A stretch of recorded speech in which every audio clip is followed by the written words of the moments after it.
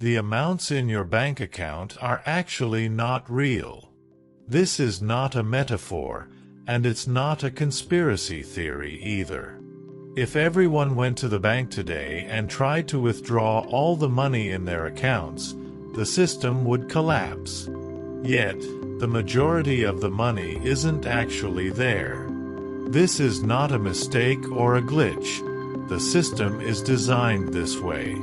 This is called fractional reserve banking, and it's the silent engine behind global debt, inflation, and the illusion of wealth. To understand this, we need to go back in time, to historical periods. In the Middle Ages, money was gold and silver. Wealthy people stored their precious metals in chests or traded them with others.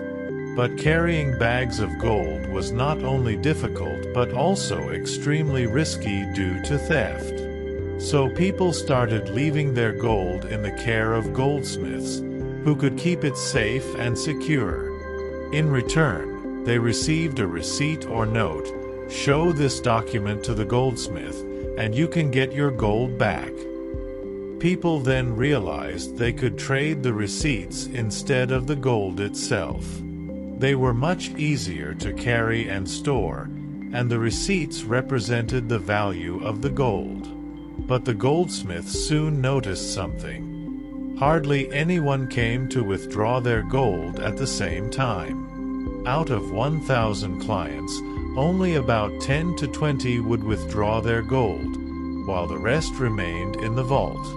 This gave them a clever idea. They began issuing more receipts than the gold they actually had. If they had 100 gold coins, they would issue 200 receipts and lend them out at interest. This is how they made money from non-existent gold. Over time, people began to accept these receipts as being as valuable as gold. This is essentially how modern banking was born.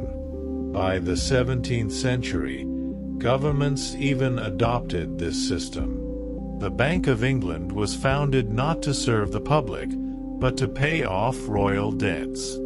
The debt wasn't repaid with spoils of war or new conquests, but through taxes collected from ordinary citizens. Now, the modern part. Today in the U.S., banks are not required to hold reserves. That means when you deposit money, banks don't pull it from a vault. They create new money.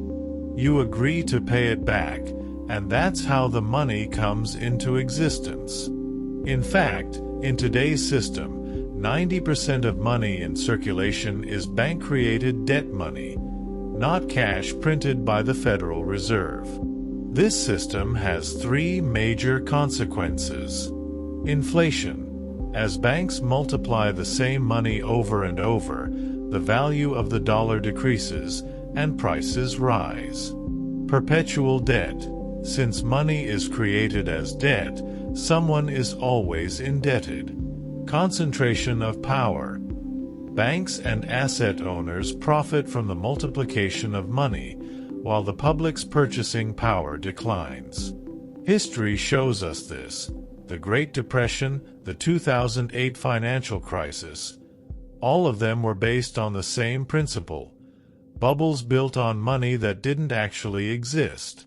And every time, governments intervened to keep the system afloat. So, what should you do? Remember this: money is not wealth. Real wealth comes from land, resources, skills, knowledge, and expertise. Debt is not neutral. The system is always designed to favor lenders and asset owners. And inflation is not an accident. It's part of the system's design. In short, your money is almost always created as someone else's debt. The system runs based on your belief in it. Once you understand this, you can start building your own financial freedom. But if you ignore it, the system keeps winning while you keep losing. As they always say, the house always wins.